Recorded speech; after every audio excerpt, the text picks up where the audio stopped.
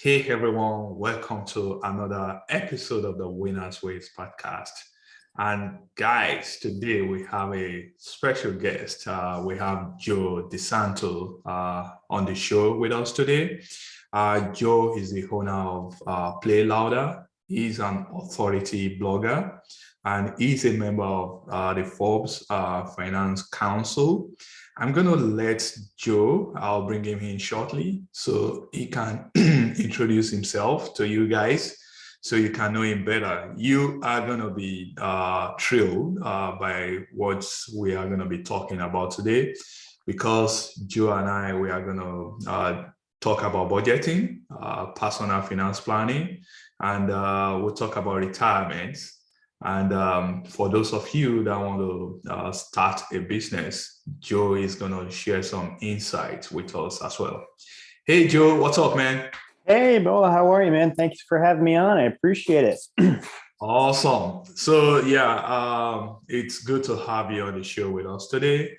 And as I always like to do, I want my guests, to tell my audience about themselves. So, if you don't mind, can you go ahead and introduce yourself?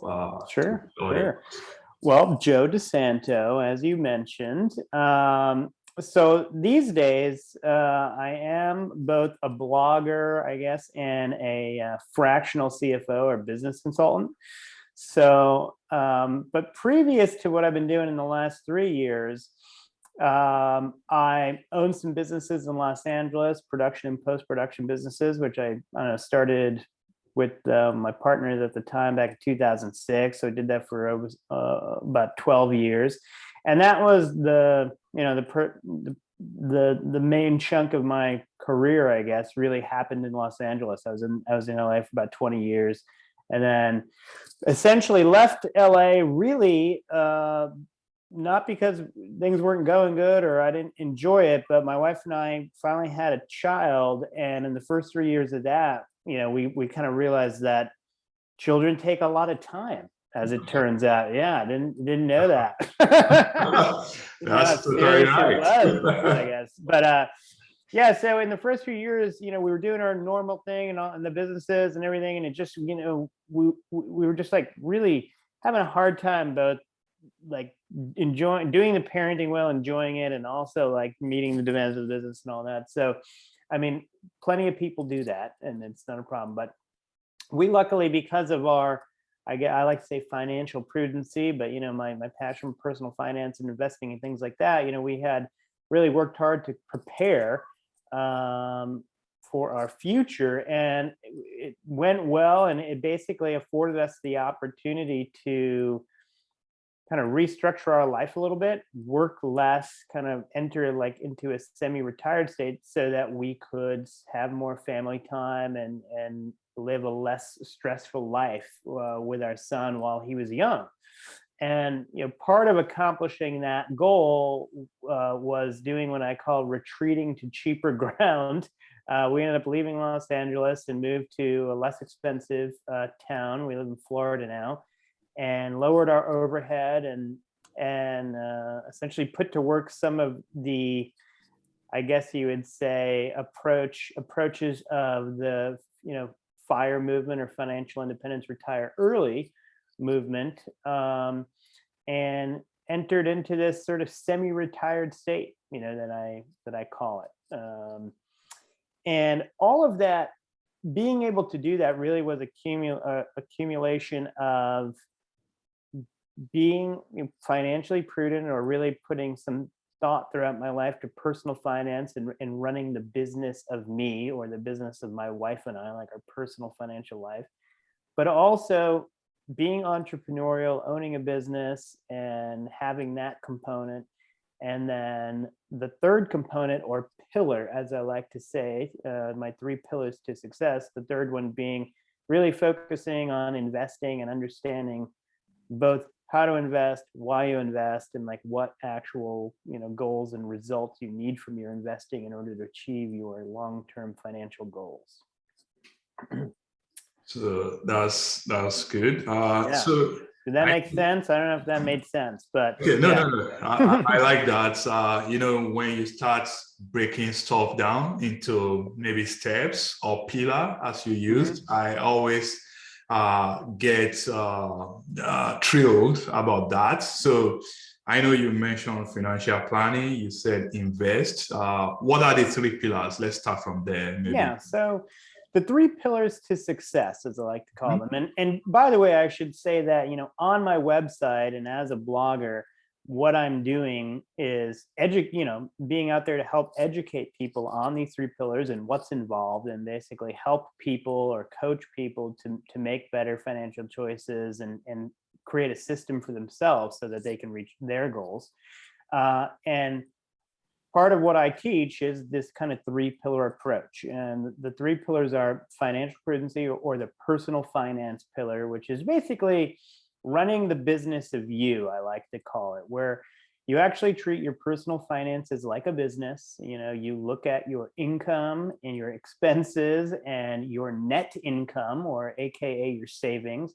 You track your finances in computer software, and not just for the point of tracking, but so you can look at the results of how you're doing and actually do analysis, on your finances, and then see how you're performing versus your goals, which essentially would be your budget. So all those things that you would do for a business and like business finances, you kind of apply to your personal life. And because I owned a business and I like being entrepreneurial, that's the analogy that works for me. But the second pillar is being entrepreneurial or business minded. And basically what that means is like potentially trying to start a business, number one. If you can't do that, because not every career kind of lends itself to easily starting a business in the career, maybe you try to be more entrepreneurial in your work, as with your employer, meaning like really making yourself indispensable at your work, such that the day you come in to get your big raise that you're going to ask for, and you tell your employer, well, if I can't get the money I need, I'm going to have to leave.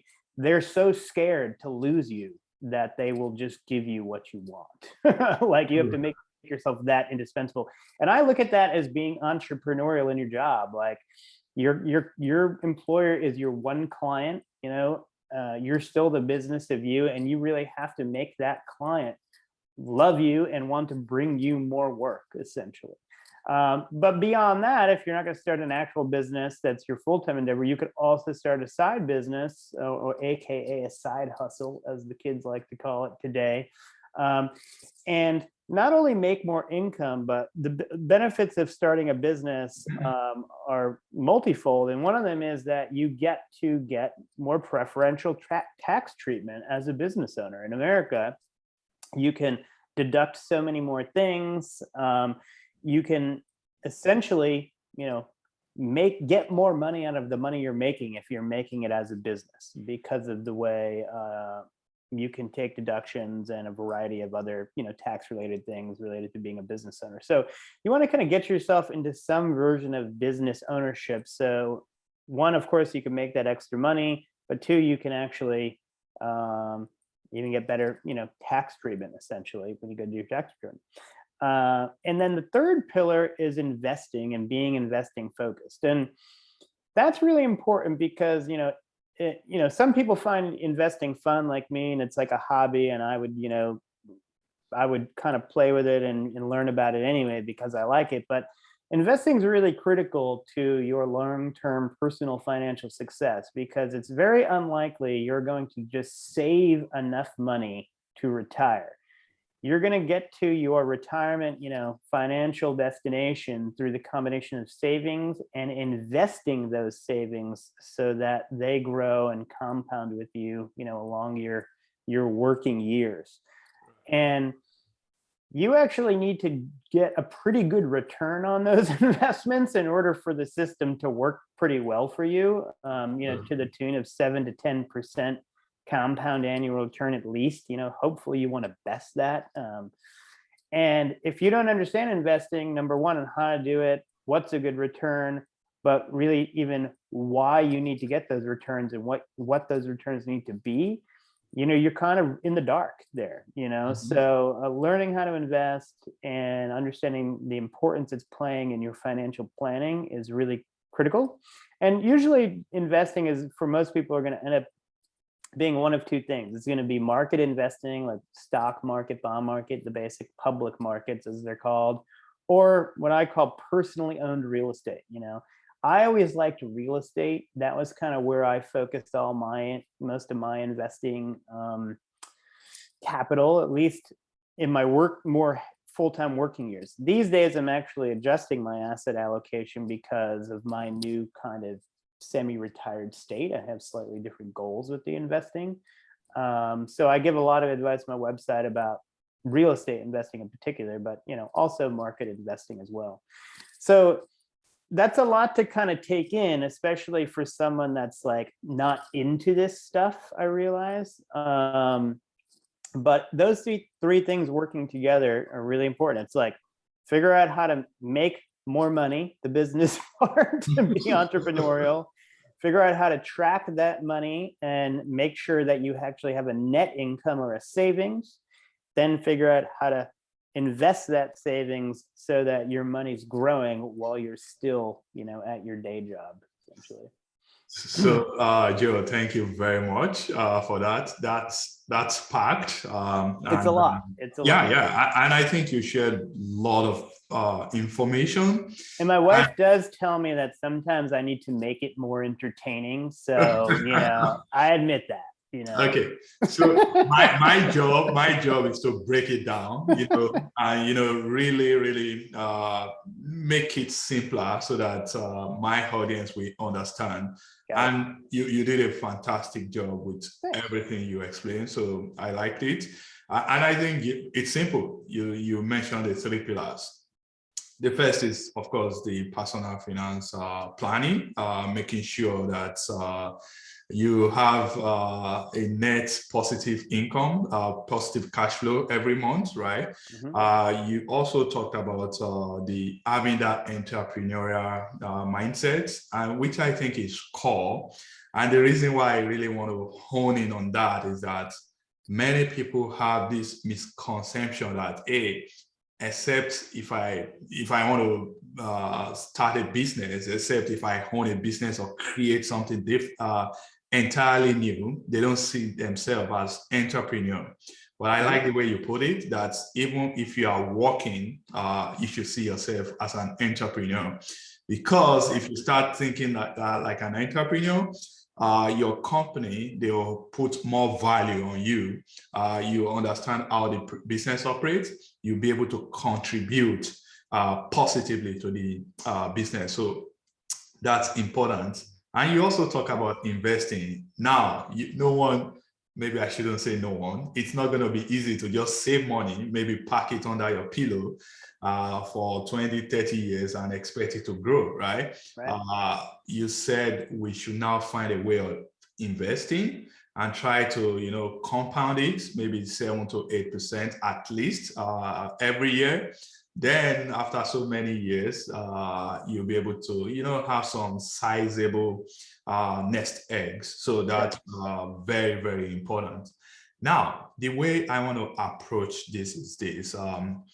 You talk about personal finance, you talk about business. What is the role of budget in all this? And if after telling us the role, I want you to, if you know of any budgeting app out there. Some people use Excel, some use Mint. Mm-hmm. Anyone that you want to recommend to the audience, please. Yeah. Well, budgeting to me, again, I'm going to keep making an analogy of your personal financial life, running it like a business, right? And your personal budget is like an operating budget for a business, right? So when you have a business, and like I said, I owned a couple businesses, pretty sizable, about 35 employees, I think, on average. We had an operating budget, right? So every year we'd be like, okay, roughly we expect to make this much money. Roughly we expect to spend this much money. This is how much net profit we're going to roughly make.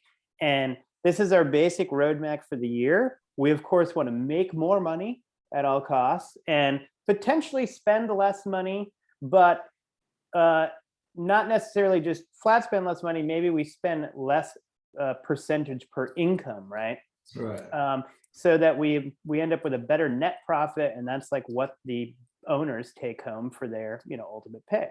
So a personal budget is kind of the same thing. And I look at everything in an entrepreneurial light, you know what I mean? So, and I think to me that makes it exciting, because when you're doing your personal budget, you're like, all right, I'm going to map out, how the business is going to do this year. I'm going to set my goals, both from an income perspective, a spending perspective, and a net profit or savings perspective. And that's what the personal budget is. You kind of, and I just honestly do it in a spreadsheet. And it's like, this is my income I expect to make this year. Here, if I, maybe I can make more income if I do like a side hustle, this or that. What if I go for a raise, whatever? This is what I expect to spend this year. And at the end of all that, this is what I expect to save. And, that's obviously the most critical thing. Now, the reason I say just do a budget and a spreadsheet is because I don't think you need an app or whatever to do a budget. The budgeting thing is like a roadmap, but it's like kind of just one, kind of small step. And honestly, it doesn't even take that much time.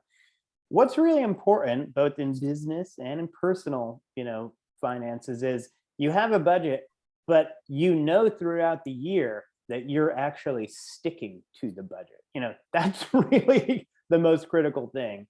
And the only way you can know that is if you actually track your income and expenses using a program. So you don't need a budgeting program so much as you need a program to track your income and expenses like throughout the year. I use Quicken for that, and I'm not paid to say that. I've just been using Quicken like for 25 years. And I think it's the best because I think it's the one that can grow with you the most throughout your life.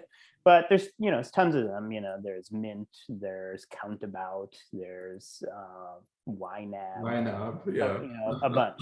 Yeah. But I will say that I don't think anyone should track their income and expenses on a notebook or in a spreadsheet or anything like that. Like, even if your life is simple, like I would actually mentor a lot of my like employees and stuff, and I would always say to them, you got to get started using Quicken. Like, you're not serious if you're not tracking your finances, and they would say, well, I only have like, I got a credit card, I got my car loan, I got my student loans. I don't have that much. Do I really need to like use a program for that? And I'm like, Yes. No, but this is when it's going to be really easy for you to start.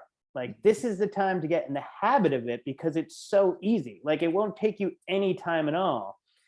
And once you get in the habit, as you grow in your life and you add real estate and you add investing and you're saving more and you've got things going on and maybe you start a business, you're going to be in a great habit to add those things into your tracking, and it's not going to be a big deal. It's not going to be overwhelming. So it's no excuse that you don't have a lot going on. And a lot of people will just be like, I liken it to exercise. I mean, like, I know that it's work and what have you, but like, we all know exercise is work, right?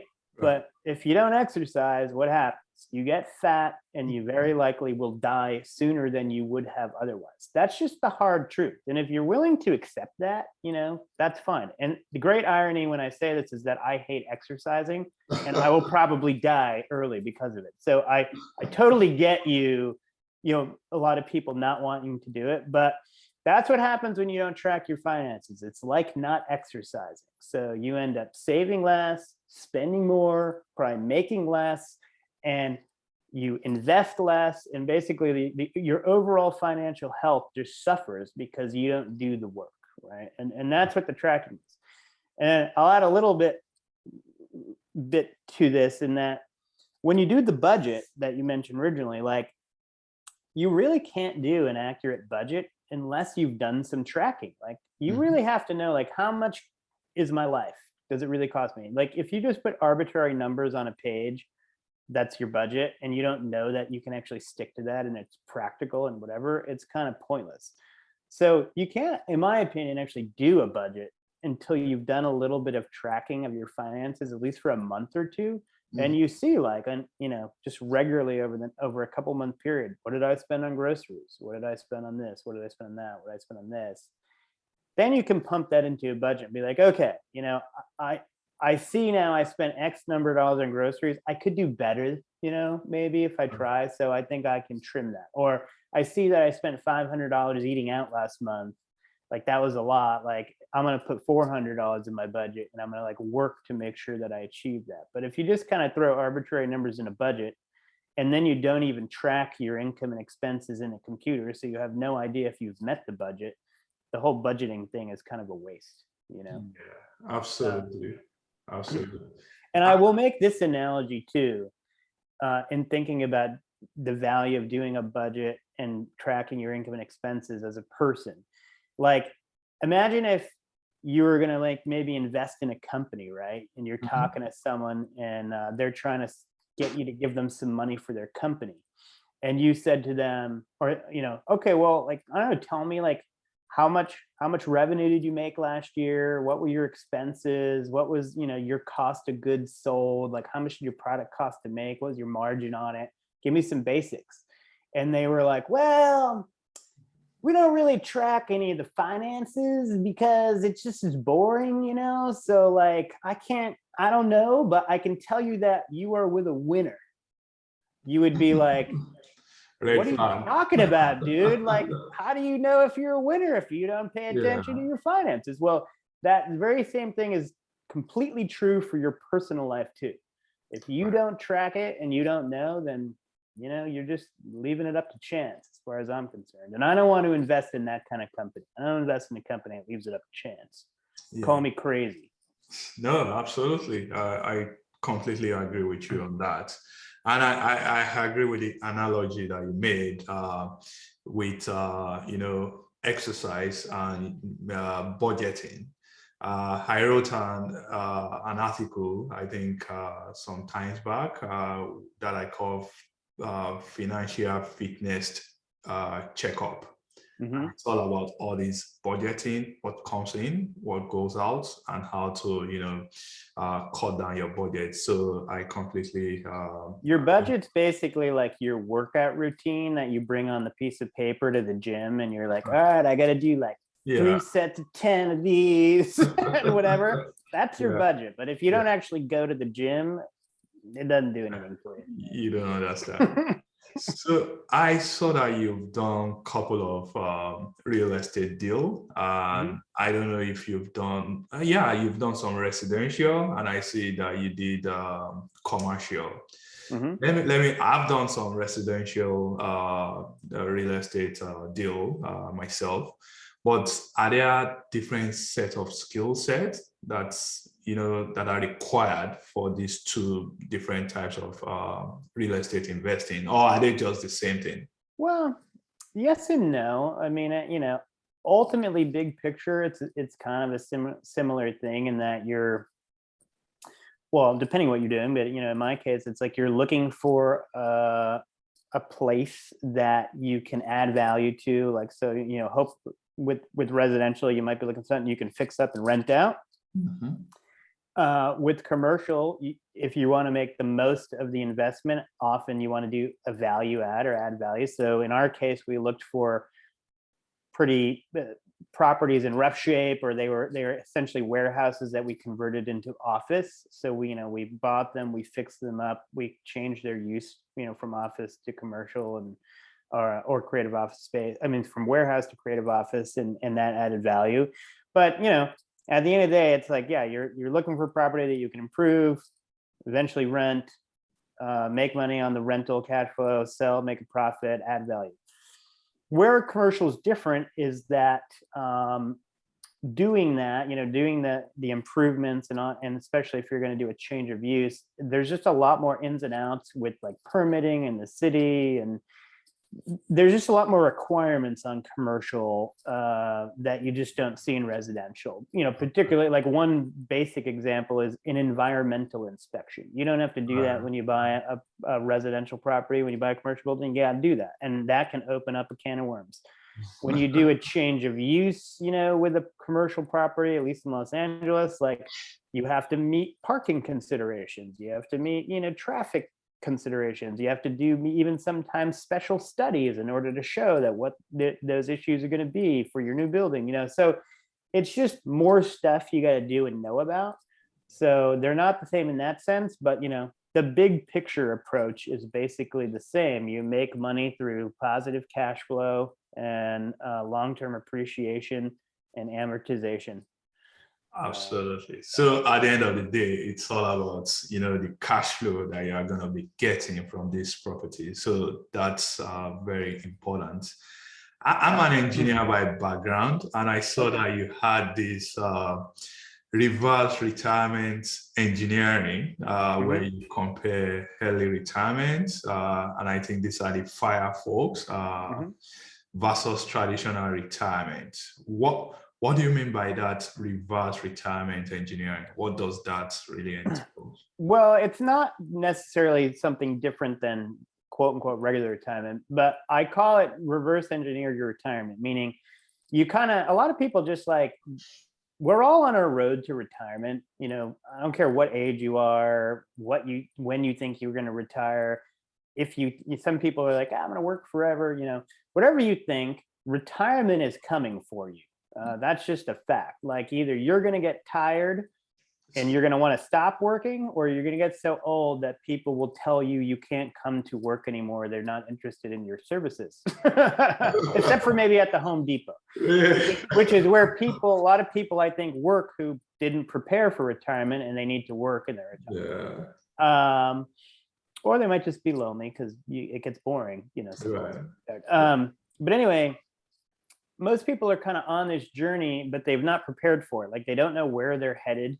They don't know how they're getting there. They just think, I'm told I need to save 5% of my money, between 5% and 15% of my money, if I can, put it in a 401k, invest it in the market, quote unquote, and it's going to work out. That's it. And unfortunately, it's not that simple. That's leaving it quite up to chance, really. And so what I say is, and a lot of fire people, kind of say is, let's get more serious about this, number one. And we reverse engineer it in the sense that we look at what our retirement is going to be or what we want it to be. We say to ourselves, how much is that going to cost me? Okay. On an annual basis.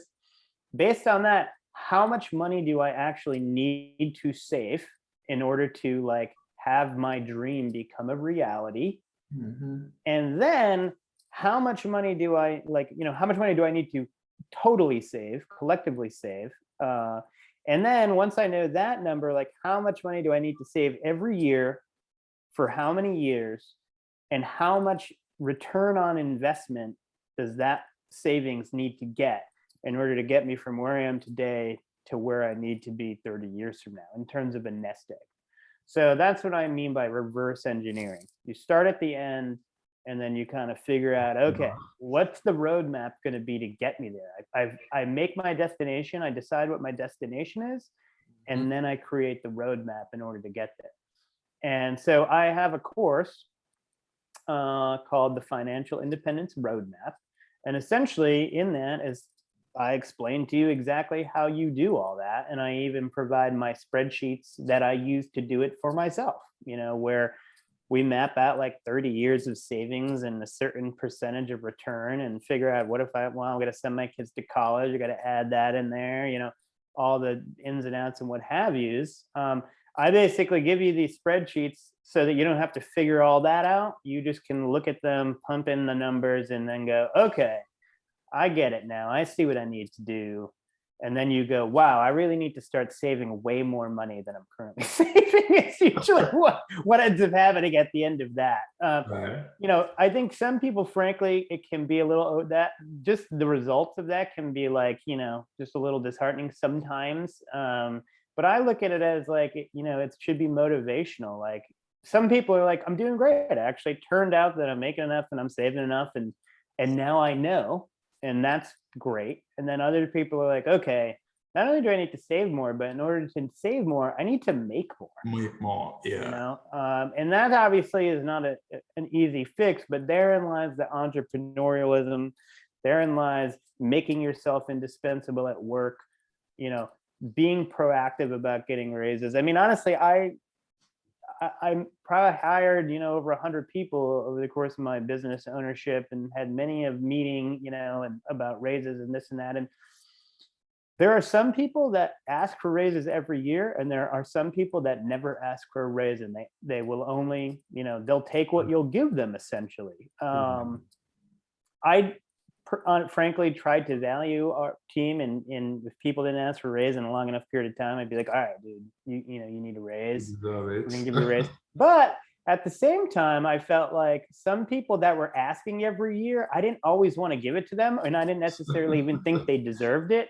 But they were the squeaky wheel, Yeah. and they would get raises before other people that maybe even worked harder or whatever. Now, is that fair or whatever? No, but like, that's the way life really works in reality. So, you gotta be your own advocate at your job. But when you go in to be your advocate and ask for a 20% raise or a 30% raise, you got to go in there knowing that you are like the best employee. Like, you are indispensable. Like, you don't, you're not just what they call water cooler whiners or whatever. You know what I mean? Like, you are like, if I tell them I'm going to leave, they're going to be scared, and they're going to really think about giving me what I want. Right. And they're going to think, well, if they go to the competitor, wow, now that person's going to have this great employee, and then I got to find a replacement, blah, blah, blah. So, you have to prepare for that by doing an awesome job.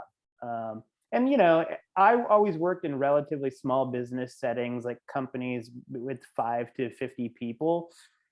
And I found opportunities to do extra things that could make me stand out. Now, in a giant organization of 30,000 people or something like that, I don't always know what that extra, effort would look like, and where those opportunities are. But again, you got to be your own advocate, and making sure you identify the opportunities to allow you to shine and set yourself up for success, and then be proactive when you go in and ask for those raises every year.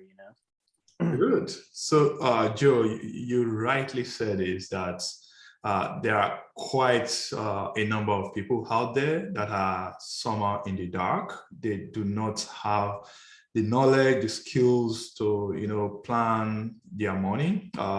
They don't often think about the retirement thing we are discussing right now. And for people like that, they want to lean on, maybe most of them, they may not even have enough resource to maybe hire a wealth manager. And as such, they depend on, people like you and I talking about money. And for them, I want them to know specifically what you do, because they are going to be listening to this episode, and they want to reach out to you and learn from you and connect with you. How does that process work if they want to connect with you, to learn from you, maybe join one of your or courses and all I those? always say to people, in general, like, managing your finances is so important that either you really got to take it seriously and do it, or it's so important that you could consider paying someone to do it for you, or somewhere in between. You could just pay someone to give you a hand every now and then. Or you can spend more time of your own and go to websites and read and whatever. So with my website, you can come to my website, and I have tons of free information, and everything that I would probably tell you if you paid me in a course, or even took one of my courses, you probably could gather eventually from just reading like every article on my website. Maybe not even all of them, maybe like about 40 of them, I don't know. But obviously that takes a lot of time. So if you want to skip the line a little bit and get like a nice curated delivery of the information, well, I have a paid course for that. And I have a paid course in each pillar of my 3 pillars of success. And that's like a couple $100. So that's something like a do-it-yourself with a little bit of a hand. And then I also offer hourly coaching, for people who like don't want to pay someone like every month to just do it for them, and they can't afford that, obviously. You could like do a coaching call like once every couple of months and just get guidance on how to set your stuff up, like how to set up Quicken, like how to do your budget, help with the roadmap, and basically creating a plan. So that's like a less expensive way. And then, I do my part-time work that I mentioned beyond my website is me working as a fractional CFO for mostly businesses, but also some high income individuals where, they have the means and the income, but not the time to manage their finances. And they pay me a monthly retainer to just do it all for them. And essentially, I mean, I generally like pay for myself in that I work with their CPA to find, as many tax benefits as possible that might apply to them. I'm not a CPA, so I don't do their tax returns, but I'm like their CFO. So, I talk to their CPA or with them collectively and just like throw ideas out, spitball, whatever, but also just helping them save, helping them spend less where, easy wins are in their life that they just have not had time to deal with. I mean, just even going through and getting rid of old monthly charges people have recurring on their credit card that for services they don't even use anymore. It's like I could, save people a few $100 a month doing that. But insurance, all these different things. So I usually, with my retainer services, essentially try to pay for myself and then some. So I think when you work with someone that knows what they're doing, you very likely will save more than you spend in the long run. But, if you're obviously not a higher income person or a business owner where you have a budget for these kinds of things, obviously you got to take more time and do it yourself, and I tell you what, though, if you just put the amount of time you spend in a week on social media looking at meaningless stuff and comparing your life to other people's lives that are probably out there faking their lives anyway, you could be seriously advancing your personal financial situation. Okay. So, Joe, as we are coming to the end of the show, I want to learn from you and I want to hear from you. One of the things that I do here is to share successful strategy, with my audience so that they can, adopt those strategies and help themselves. So you've given us 3 pillars of success, which is core. But if you look at life entirely, how do you measure success, or what is success to you? I guess, I would boil it down to choices, because everybody's got their different version of what they like to spend their time doing and all that. But, money and being prepared financially basically gives you choices, to be able to do whatever it is that makes you happy. I always say money can't buy happiness, but it can make the road there a lot less bumpy. So that's kind of what I think of it. Having the ability to change things up, do what you want, work 80 hours a week if you want, but if you eventually don't want to, not be stressful for you. Obviously in your first 20 years after schooling, you're going to be working a lot, I would accept that. But, right. Yeah, that's right. So finally, how can they find you? I know payloader.com. How about your social media handle? I know you have a Facebook group, LinkedIn. Do you want to give us? Yeah, I always tell people just to email me. I'm a bit old school. Like I post stuff on social media, but I don't like social media. I think it's a big waste of time, frankly. So email me, joe@playlouder.com. If there is one place I'm kind of most active is LinkedIn, I guess. But even there, people will have messaged me like a month ago and then I'll be like, oh God, I don't know. So my website and emailing me is it. Okay. And playlouder.com is the site. And for the course that I think is like the one that most people sign up for, that is like probably the most General Finance is the Financial Independence Roadmap. You can check that out. And everything I mentioned about preparing for your future is in there. Okay. Awesome. Thank you very much, Joe. And Absolutely. we have come to the end of the show today. I hope you guys find this beneficial. There are tons of information that Joe has shared with us. To connect with him, please check his website, www.payloader.com. Playladder.com, exactly. All right. All right, Bullet. Thank you so much, man. I appreciate you having me on. Thank you. Bye. Bye.